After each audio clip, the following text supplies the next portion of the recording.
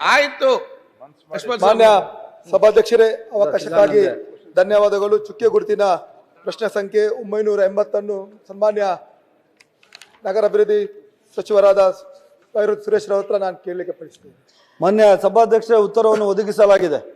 ಮಾನ್ಯ ಸಭಾಧ್ಯಕ್ಷರೇ, ಉಡುಪಿ ಜಿಲ್ಲೆಯ ಜಿಲ್ಲಾ ಕೇಂದ್ರವಾಗಿ ಉಡುಪಿ ನಗರಸಭೆ ಬರ್ತದೆ. ಸುಮಾರು ನನ್ನ ಕ್ಷೇತ್ರದ 60% ಉಡುಪಿ ನಗರಸಭೆ ವ್ಯಾಪ್ತಿಗೆ ಬರ್ತದೆ. ಕಳೆದ 3 ಮಳೆಗಾಲದಲ್ಲಿ 23, 24 ಮತ್ತು 25ರಲ್ಲಿ ವಾಡಿಕೆಗಿಂತ ಅತಿ ಹೆಚ್ಚು ಮಳೆಯಾಗಿ ಇವತ್ತು ಸಂಪೂರ್ಣವಾಗಿ ಎಲ್ಲ ರಸ್ತೆಗಳು ಇರ್ಬೋದು, ಚರಂಡಿಗಳು ಕೂಡ ನೆಲ ಕಚ್ಚಿ ಹೋಗಿ ಇವತ್ತು ಜನಸಾಮಾನ್ಯರಲ್ಲಿ ನಡೆದಾಡಲಿಕ್ಕಾಗಲಿ ವಾಹನದಲ್ಲಿ ಹೋಗಲಿಕ್ಕೆ ಕಷ್ಟ ಸಾಧ್ಯವಾಗ್ತದೆ.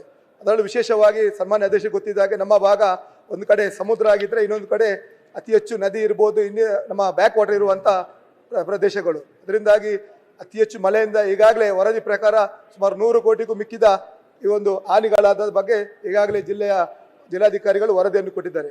ನಮ್ಮ ಜಿಲ್ಲೆ ಈಗಾಗಲೇ ತಮಗೆ ತಿಳಿದಿರುವ ಹಾಗೆ ಒಂದು ಕಡೆ ಮಲ್ಪೆ ಮೀನುಗಾರಿಕೆ ಬಂದರು ಇರ್ಬೋದು, ಇನ್ನೊಂದೆಡೆ ಉಡುಪಿ ಶ್ರೀಕೃಷ್ಣ ಮಠ, ಮಣಿಪಾಲದ ಶಿಕ್ಷಣ ಸಂಸ್ಥೆಗಳಿಗೆ ಬಹಳಷ್ಟು ಜನಸಾಮಾನ್ಯರು ಪ್ರವಾಸಿಗರು ಬರ್ತಾರೆ. ಅದರಿಂದ ನಮ್ಮ ವಿನಂತಿ ಮಾನ್ಯ ಸಚಿವರೇ, ಇವತ್ತು ಜನಸಾಮಾನ್ಯರು ದಿನನಿತ್ಯ ನಗರಸಭಾ ಸದಸ್ಯರು ಇರ್ಬೋದು, ನಮ್ಮ ನಗರಸಭಾ ಅಧ್ಯಕ್ಷರ ನಮ್ಮ ಮನೆ ಬಾಗಿಲಿಗೆ ಬಂದು ಇವತ್ತು ಯಾವುದೇ ಒಂದು ಪ್ಯಾಚ್ ವರ್ಕ್ ಕಾಮಗಾರಿಗಳಿಗೆ ಅನುದಾನ ಇಲ್ಲದೆ ಯಾವುದೇ ರೀತಿಯ ಅಭಿವೃದ್ಧಿ ಕೆಲಸ ಕಾರ್ಯಗಳು ಆಗ್ತಿಲ್ಲ. ಅದರಿಂದಾಗಿ ನನ್ನ ವಿನಂತಿ, ಮುಂದಿನ ತಿಂಗಳು ನಮ್ಮ ಜಿಲ್ಲೆಯಲ್ಲಿ ನಮ್ಮ ಇತಿಹಾಸ ಪ್ರಸಿದ್ಧ ನಾಡ ಹಬ್ಬ ಪರಿಯ ಉತ್ಸವ ಕೂಡ ಜರುಗಲಿಕ್ಕಿದೆ. ಈ ಹಿಂದೆ ನಮ್ಮ ಯಡಿಯೂರಪ್ಪ ಸರ್ಕಾರ ಇರುವಾಗ ಪ್ರತಿ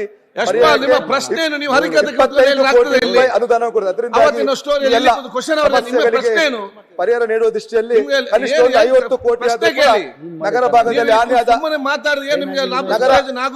ನಗರ ಭಾಗದಲ್ಲಿ ಹಾನಿಯಾದ ರಸ್ತೆಗಳಿಗೆ ಪುನರ್ ನಿರ್ಮಾಣಕ್ಕೆ ಅನುದಾನವನ್ನು ನೀಡಬೇಕಾಗಿ ವಿನಂತಿ ಮಾಡಿದೆ. ಅದರ ಜೊತೆಗೆ ಉಡುಪಿ ನಗರಕ್ಕೆ ಒಂದು ಹೊಸ ಯುಜಿಡಿ ಯೋಜನೆ, ಅದೇ ರೀತಿ ಈಗಾಗಲೇ ನಮ್ಮ ಉಡುಪಿಯ ನಗರಸಭೆಯನ್ನು ಮೇಲ್ದರ್ಜೆಗೇರಿಸುವ ಪ್ರಸ್ತಾವನೆ ಇತ್ತು. ಈಗಾಗಲೇ ಎಲ್ಲ ಅರ್ಹತೆಗಳು ಉಡುಪಿ ಜನರನ್ನು ಮೆಚ್ಚಿಸಿಕೊಂಡು ಟಿವಿಯಲ್ಲಿ ಬರ್ಬೇಕಂದ್ರೆ ಮಾತಾಡ್ತದೆ ಇಲ್ಲಿ ಕೂತ್ಕೊಂಡು.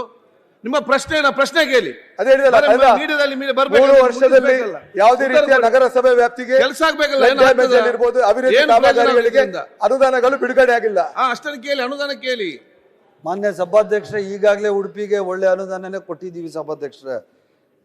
ಕೇಳಿದ್ದಾರೆ, SFCಲಿ 2023ರಲ್ಲಿ SFC ಮುಕ್ತ ನಿಧಿಯಲ್ಲಿ 2 ಕೋಟಿ 11 ಲಕ್ಷ, ಕುಡಿಯೋ ನೀರಿಗೆ 10 ಲಕ್ಷ.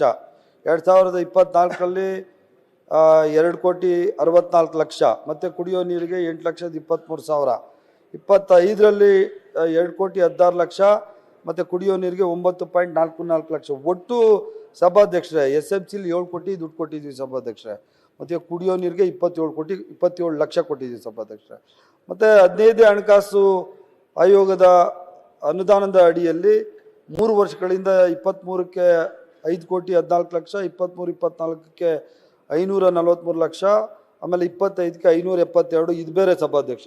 ಈ ಹಣ ಸಚಿವರೇ ತಾವು ಹೇಳ್ಬಿಡ್ತೀನಿ, ಆಮೇಲೆ ಕೇಳಿ, ಆಮೇಲೆ ಹೇಳ್ಬಿಡ್ತೀನಿ. ಕ್ಷಣ ಕ್ಷಣದ ಸುದ್ದಿಗಳಿಗಾಗಿ ಫ್ರೀಡಂ ಟಿವಿ ಸಬ್ಸ್ಕ್ರೈಬ್ ಮಾಡಿ, ಲೈಕ್ ಮಾಡಿ ಹಾಗೂ ಫಾಲೋ ಮಾಡಿ. ಹೊಸ ಸುದ್ದಿಗಳ ನೋಟಿಫಿಕೇಶನ್ಗಾಗಿ ಬೆಲ್ ಐಕಾನ್ ಮೇಲೆ ಕ್ಲಿಕ್ ಮಾಡಿ.